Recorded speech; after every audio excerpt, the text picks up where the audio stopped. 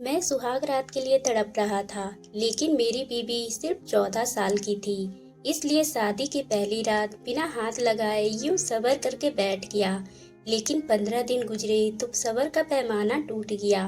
फिर उस रात माँ को दवाई देकर सुलाया और अपनी बीवी को। हमारे खानदान में अदला बदली शादियों का रिवाज था। मेरी बहन की जिस घर में शादी हुई थी, उसी घर या परिवार की लड़की की भी शादी मेरे घर होनी जरूरी थी। ये रिवाज हमारे खानदान में कई सालों से चला आ रहा था। इसलिए मेरी बहन की ननद रोशनी की शादी उससे बिना पूछे तय कर दी गई। उस समय रोशनी केवल 14 साल की थी और मैं उससे बड़ा था। लेकिन फिर भी मैंने सबको बातों का ख्याल किया और कुछ भी नहीं कहा। जैसे ही रोशनी के पापा रिश्ता लेकर आए, तो बदले में माँ से कहने लगे, मेरी बेटी का रिश्ता भी अपने बेटे के लिए लेना ही पड़ेगा। ये सुनकर मेरी माँ रोशनी के पिता से कहने लगी, आपकी बेटी तो अभी 14 साल की है, क्या इतनी छोटी सी उम्र में बेटी की शादी करेंगे? मैं भी माँ की बात सुनकर खुश हुआ था। तभी रोशनी के पिता कहने लगे, बेटी का बाप हूँ, आप इस रिश्ते के लिए मना ना करें। उन्होंने मेरी माँ के सामने हाथ जोड़ने लगे।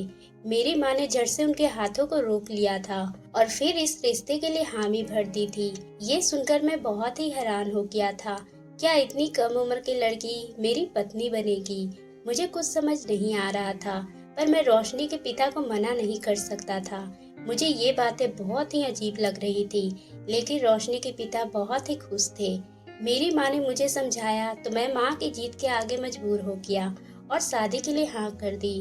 वैसे मैं रोशनी को 2-3 सालों से ही जानता था और बहुत ही सीधी और अच्छी लड़की थी। वो आए दिन मेरे बहन के साथ मेरे घर आया करती थी, पर मैं उससे पूरे 12 साल बड़ा था। वैसे पूरे खानदान में मेरा रिश्ता की चर्चा थी और हमारे खानदान में बगैर अदला बदली के किसी की शादी नहीं होती थी। फिर भले ही उसके लिए कई सालों तक इंतजार करना पड़े, और उस इंतजार करने से बेहतर था कि मैं अभी कम उम्र के लड़की से शादी कर लेता। मेरी उम्र बर्बाद होने से तो बच जाती। कुछ दिन के बाद घर में खुशियों की शहनाई गूंजने लगी। शादी का दिन भी करीब आ गया। सब चढ़कर मेरी शादी की तैयारी कर रहे थे, क्योंकि मैं एक कंपनी में नौकरी करता था। घर में रुपए पैसे की कोई कमी नहीं थी, लेकिन बस मुझे इस वजह से शर्म आ रही थी कि यार दोस्त क्या कहेंगे कि मेरी बीवी सिर्फ 14 साल की है, जबकि मैं खुद 26 साल का जवान लड़का था। इस तरह वो दिन भी आ गया और मैं बारात लेकर रोशनी के घर पहुंच गया। थोड़ी ही देर के बाद रोशनी को मंडप में लाया गया। उसे देखा तो वह बहुत ही रो रही थी, पर मैं उस समय उससे कुछ भी नहीं पूछ सकता था। और थोड़ी ही देर के बाद शादी संपन्न हो गई। अब मैं बारात लेकर वापस रोशनी के साथ अपने घर लौटा था। ये देखकर मेरी माँ बहुत ही खुश हुई थी, पर रोशनी लगातार रोए जा रही थी। ये देखकर मेरी माँ को परेशानी होने लगी। वह कहने लगी, बेटा कुछ समय रोशनी को मेरे पास मेरे कमरे में रहने दो, क्योंकि ये बहुत ही ज्यादा डरी हुई है। ये सुनकर मैं हाँ में सर हिला दिया था और अपने कमरे में चला गया।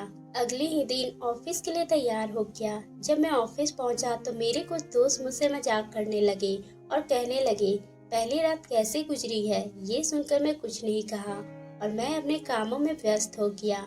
जब मैं शाम को घर लौटा तो रोशनी के माँ के साथ सहन में बैठी हुई थी। ये देखकर मैं चुपचाप कमरे में चला गया। जब रात हुई तो खाना खाने के बाद रोशनी को कमरे में भेज दिया गया।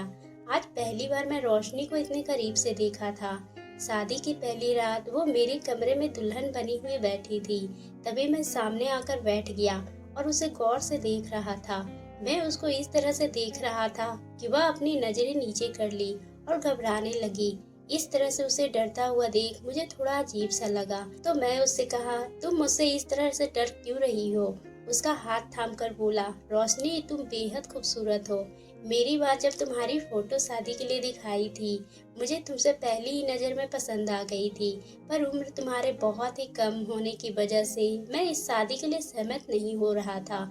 पर तुम फिक्र मत करो और आराम से सो जाओ, मैं भी आराम कर लेता हूँ। ऑफिस में बहुत ही ज्यादा काम थे। ये कहकर मैं बेड के दूसरे साइड सो गया। मेरी शादी को अभी कुछ ही दिन गुजरे थे, जिनकी बहुत ही खुशहाल गुजर रही थी। मेरी पत्नी भी मेरा बहुत ही ख्याल रखती थी। मेरी हर तरह से मुंह से निकलने से पहले ही पूरी कर देती। लेकिन उसकी एक बात बहुत ही अजीब थी, मुझे हर रात को सुला देती। जब मैं कहता कि मुझे इतनी जल्दी सोने की आदत नहीं है, तो वह खुद करवट बदल कर सो जाती थी, इसलिए मजबूरन मुझे भी सोना पड़ता था। एक दिन आधी रात को अचानक मेरी आँख खुली। ये देखकर मैं हैरान रह गया कि मेरा पत्नी बिस्तर पर नहीं थी। पहले तो मुझे सा लगा शायद बाथरूम में गई होगी, मगर जब 10-15 मिनट गुजरे वो बाहर नहीं आई, तो मैं उठकर इधर-उधर देखने लगा, मगर रोशनी को कहीं नहीं पाया। मैं तेजी से बाहर की तरफ गया। अभी मैं कदम रखा ही था कि छत की तरफ से रोशनी आते हुए नजर आए। रात के इस वक्त रोशनी को आता हुआ देखकर मुझे बहुत ही हैरानी हुई थी। मैं बोला, इस वक्त तुम कहाँ चले गए थे? तब रोशनी बोली, कहीं नहीं, बस जरा घबराहट सी हो रही थी, तो सोची छत पे जाके खुले हवा में टहल लेती हूँ। ये सुनकर मुझे उसकी बात पे मुझे यकीन आ गया, क्योंकि अभी शादी को मुश्किल से 1 ही सप्ताह हुआ था, तो शक करने की वजह ही नहीं बनती थी।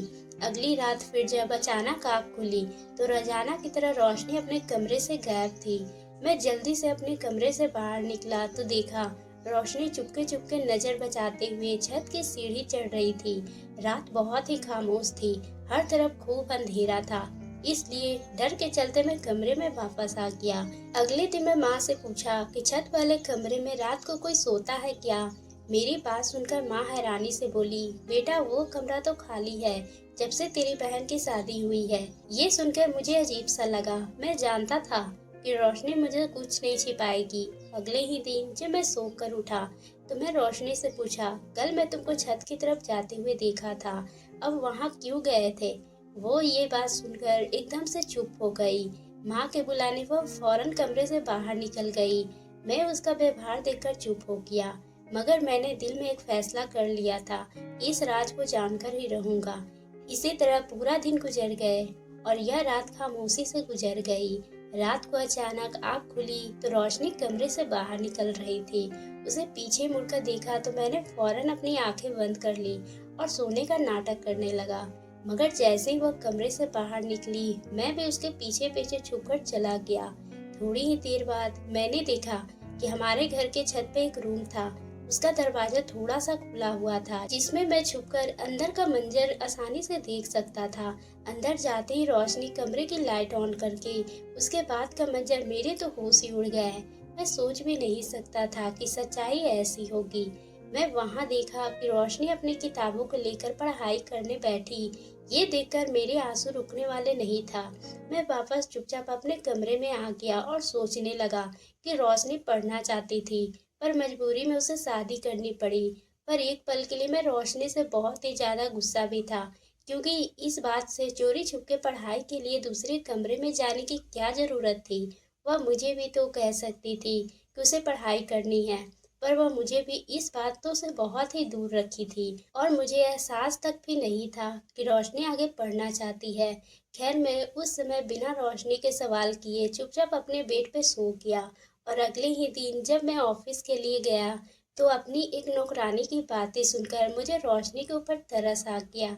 जब वह कहने लगे, मैं अपने पति से अलग हो रही हूँ, क्योंकि वह मेरी कम उम्र की बेटी की जबरदस्ती शादी कर रहा है। उसकी बात सुनकर मुझे हैरान कर दिया। मैं हैरानी से कहने लगा, तो क्या हुआ, अच्छा बात है, हमारे खानदान में तो दूसरी लड़कियों की कम उम्र में शादी होती है। तो वह कहने लगी, लेकिन उससे उन बच्चों का दिमाग पर क्या असर करता होगा, क्या कभी सोचा है आपने? तो मैं कभी अपनी बेटी का ये जुल्म होने नहीं दूंगी, चाहे क्यों ना मेरा पति मुझे छोड़ दे, लेकिन मैं अपनी बेटी को पढ़ाऊंगी और कभी भी उसके साथ जागती होने नहीं दूंगी। यह नौकरानी की बात सुनकर मुझे रोशनी का रोता हुआ वह चेहरा याद आने लगा, जब वह शादी करके पहली बार मेरे घर आई थी, और वह भी इतनी कम उम्र में। वह भी तड़प तड़प कर रो रही थी और मैं जरा भी ख्याल नहीं किया था। फिर उस दिन के बाद मेरा रवैया रोशनी के लिए बहुत ही बदल गया। मैं उसका ख्याल रखने लगा, एक पति की तरह नहीं, बल्कि किसी दोस्त की तरह। मैं हर बात उसे सपोर्ट करने लगा, उसके साथ खड़ा रहता, फिर चाहे वो घर के काम किया करती या फिर कहीं जाना होता। फिर एक दिन उसने ख्वाहिश का इजहार किया, जब वो कहने लगी कि मैं आगे पढ़ना चाहती हूँ। मैं खुद उसे स्कूल लेकर गया दाखिल करवाने के लिए।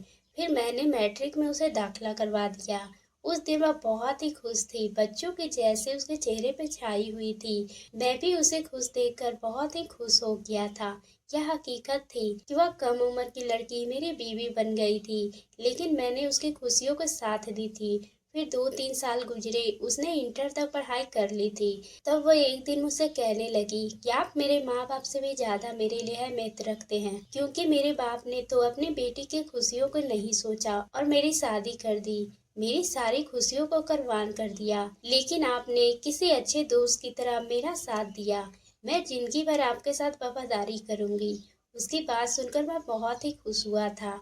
रोशनी आज पहली बार अपने प्यार का इजहार करती थी और मैं भी यही चाहता था कि वह दिल से अपना पति स्वीकार कर ले, ताकि हमारे आने वाली जिंदगी खुशियों से भरपूर हो जाए। ऐसा ही हम लोग हमेशा साथ में रहे। तो दोस्तों, आपको ये कहानी कैसी लगी? अगर पसंद आई हो तो आप मेरे चैनल को सब्सक्राइब करना ना भूलें और बेल आइकन को भी प्रेस कर लें, ताकि हम आपके लिए इसी तरह की दिलचस्प कहानी लाते रहें।